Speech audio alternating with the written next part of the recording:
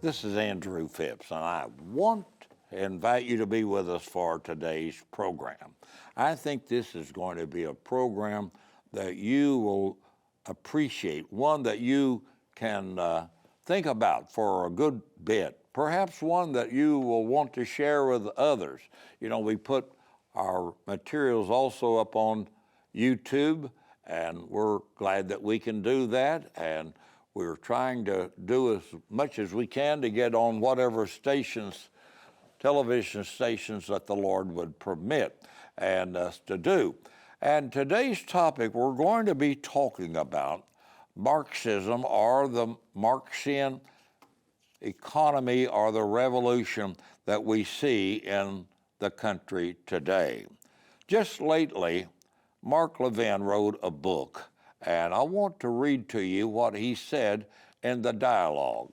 He said, "The counter-revolution to the American Revolution is in full force, and it can no longer be dismissed or ignored, for it is devouring our society and culture, swirling around our everyday lives and ubiquitous in our politics, schools, media, and entertainment. Once a mostly unrelatable fringe and subterranean movement, it is here. It is everywhere. You, your children, and your grandchildren are now immersed in it, and it threatens to destroy the greatest nation ever established, along with your freedom, family, and security." Of course, the primary difference between the counter-revolution and the American Revolution is that the former seeks to destroy American society and impose autocratic rule, and the latter sought to protect American society and institute representative government. The counter-revolution, or movement of which I speak, is Marxism. And I'd like to share with you today just a few things about what I believe, along with what Mark Levin, who is a noted author, television host, and great contributor. Karl Marx wrote the Communist Manifesto, I believe, in 1848.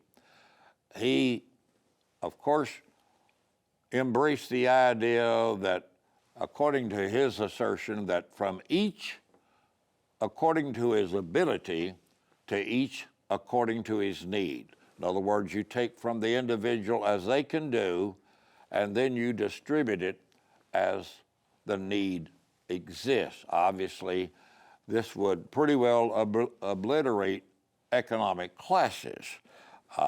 Later in 1918, when the Bolsheviks under Joseph Stalin came to power in Russia, we had the proletariat, who were the workers, and this was a movement against the bourgeoisie, or the capitalists, the owners. And in this revolution, power was seized by these Bolsheviks. They wanted a new kind of government. They wanted a new kind of economy. But unfortunately, in the overall period that Joseph Stalin was in, some have calculated that maybe many millions were killed, destroyed, or whatever under his reign. It is a controlled movement that began way back there with those people asserting. And of course, Stalin came along much later, but even when you had Lenin and the progenitors of that line of thought, obviously equity was never achieved by the Russians. The nomenclature, those who had positions, those who were in positions of power and authority, always had vacations on the Crimea or on the sea. They had the luxury places. The people that lived in poverty were even reduced to further poverty. And we'll be back in just a moment.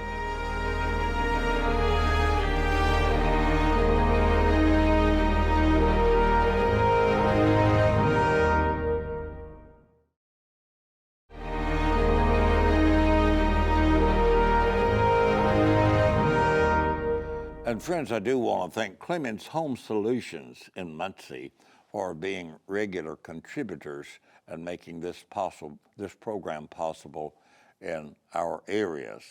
We appreciate those folks, and we appreciate you taking time to be with us today. Our program today is focusing upon Marxism and the revolution that we have experienced over the years, and now seemingly it has come to our shores. A good friend by the name of Ken Wycliffe sent me this the other day, and I wanted to share it with you. He said, when the Berlin Wall fell in 1989 and the Soviet Union dismantled itself in 1991, freedom-loving people around the world rejoiced. A source of enslavement, godliness, and untold amounts of human misery was finally gone. While people in China and other communist authoritarian dictatorships continued to suffer and continue to do so now, the world seemed to be moving in the right direction. But now, barely 30 years later, advocates of Marxism have figured out how to make this failed ideology appealing to a new generation in the West by promising safety from a virus, solutions to climate change, and a libertine society in which people are free to choose their own gender. Should we be surprised? No.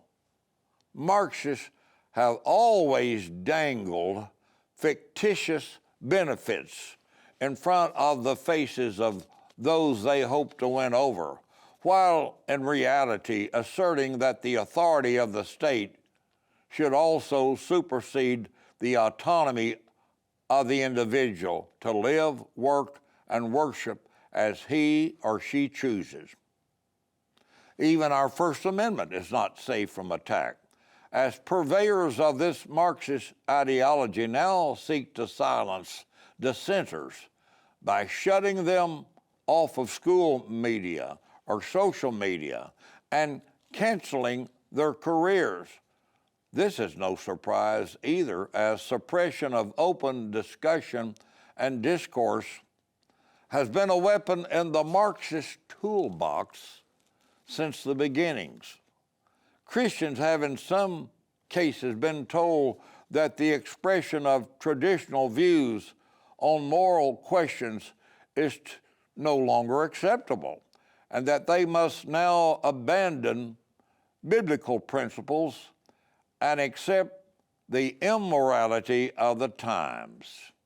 But we can stop this by seeing it for what it is and refusing to surrender our beliefs. Nikita Khrushchev warned us in 1956 that his ideology would take America without a single shot being fired. He could still be right, but only if we let it happen by being complacent.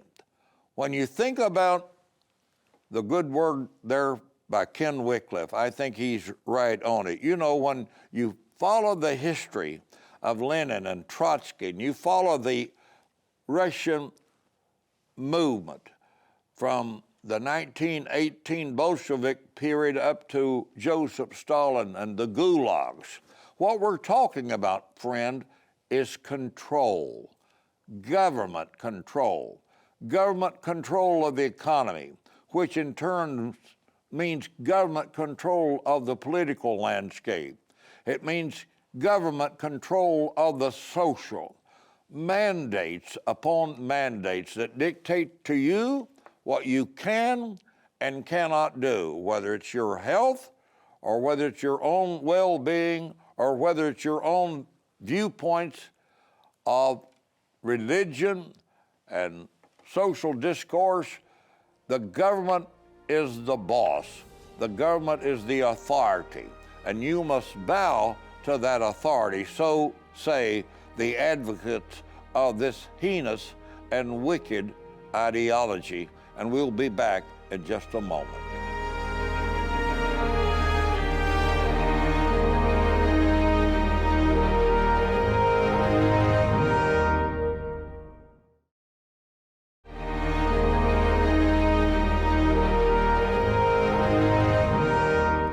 And friends, we also have some products that you might be interested in that perhaps might help you. We have DVDs, we have a Faith, Family, and Freedom Handbook. Be sure that you consider these. Perhaps your church might want some. We try to present our materials from a Christian perspective, a Christian worldview, and we're glad for that. Thank you for joining us today. Let me elaborate a little bit more on the subject at hand today, this what we call the counter-revolution that we see occurring.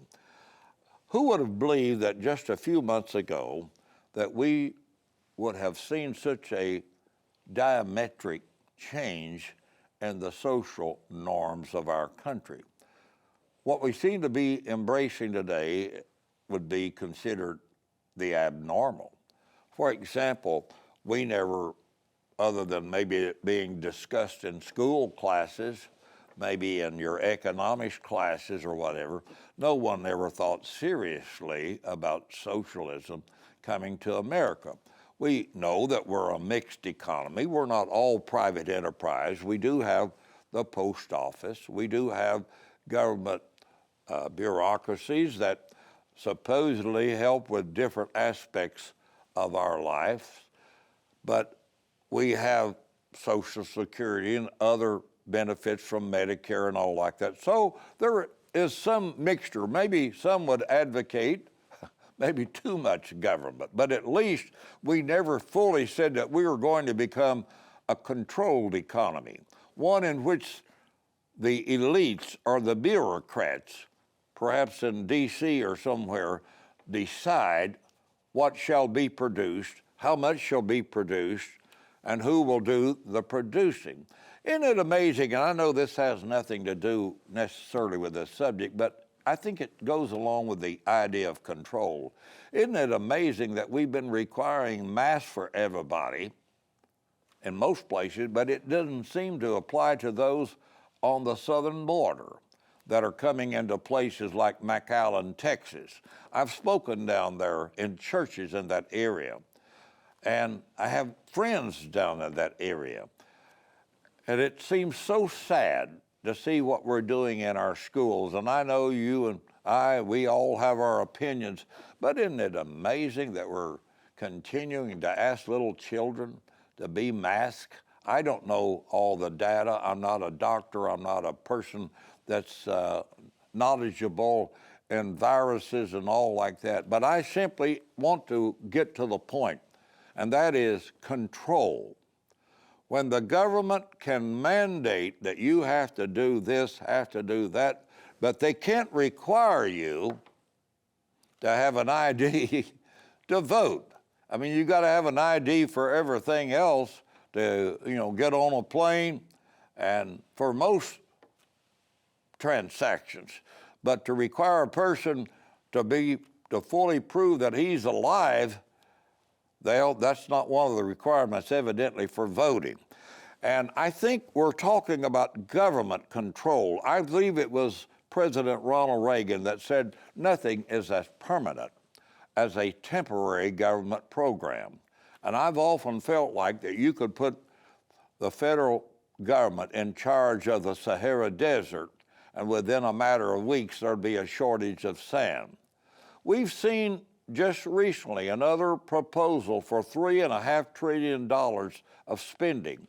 Who's going to bear the burden for this spending? Does it mean that our children and grandchildren, our great-grandchildren, are they going to have the benefits of liberty? Without liberty, who among us would even want to be alive, or if we had to be placed in gulags or concentration camps? Notice what happened in Russia. Dissenters were dealt with at the point of death, and it's still that way in many of the communist countries like China. There is no dissent. There's very little religious freedom, maybe almost none. And people go to great lengths to bring in Bibles, and missionaries do that. Marx was an atheist. He said religion is the drug or the opiate of the people. When you're talking about control, you're talking about control of basically everything within that economy. Do we want to live in that kind of society where our every movement is regulated, that it's overseen, that it's scrutinized? And let's face it, with modern technology, and I'm not trying to play on paranoia, but I'm just simply saying, if they can know where you are, and they do about it any time, and especially with the new cell phones and the apps and all like that, it's quite scary, isn't it? And I'll be back in just a moment.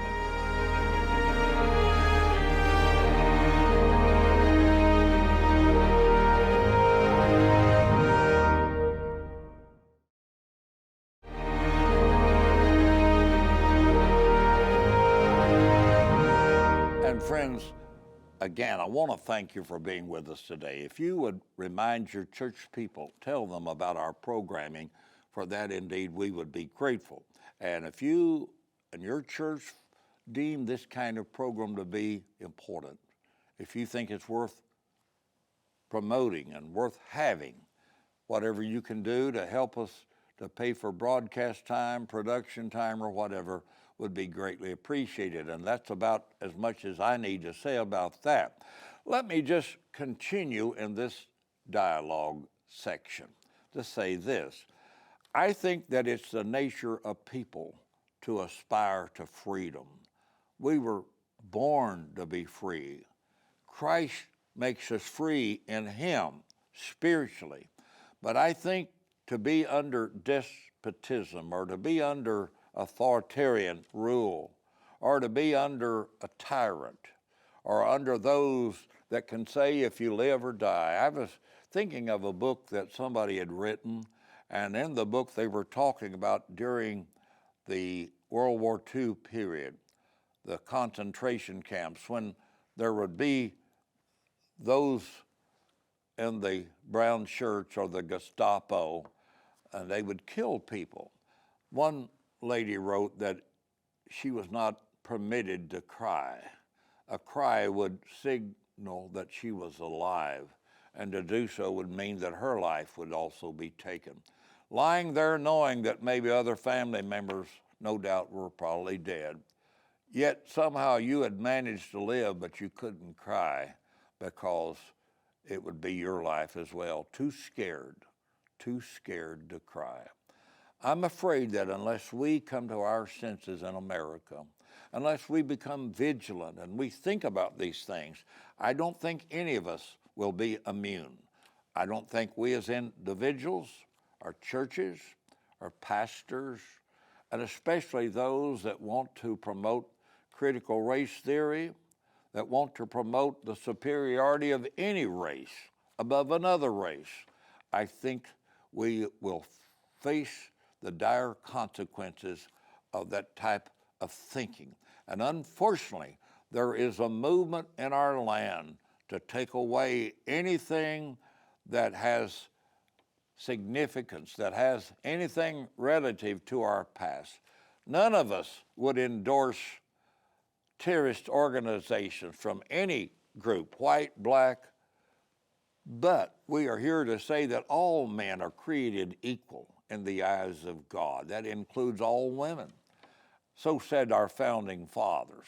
We need to continuously to seek truth and to try to live in harmony with our fellow man. But we cannot do it if we promote the progressive agenda of those who come in the form of euphemisms and give it a glowing title, yet when the umbrella is taken away, we see clearly that the forces are sinister, that they are destroying the future for our little children. It's so sad to think about it.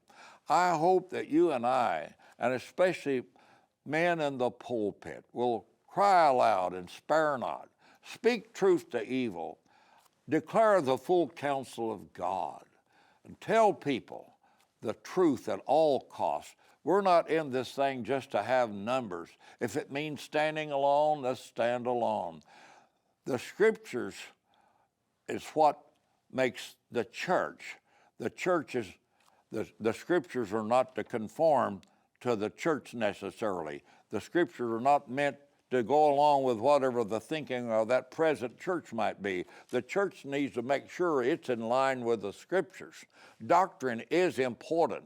If the doctrine is not right, the details don't matter. So I hope that you will embrace truth, that you'll stand for it, that you'll get involved, that you'll attend meetings and keep up with your representatives, whether it's the local, state, or national level. Do all that we can to spare this country, and mainly let's pray and seek God's face. Ask Him to forgive us of our wicked ways and turn to Him while He may be found. I believe this may be the only solution that's available to us. And it's by only, I don't mean that it's down the line. It should be the first priority. We ought to turn to Him, and let's do it today. Let's not procrastinate. I want to thank you for taking your time. This is your friend, Andrew Phipps, saying, may God bless you and yours. Phipps, Faith, Family, and Freedom, presented by Clemens Home Solutions and Blue Gate Restaurant and Bakery, Heritage Funeral Care, Ashton Surveyors, Hillsdale Farm, Cardinal Exteriors Roofing Specialist, Dr. Jeff Hiltz, and Sam Pierce Chevrolet.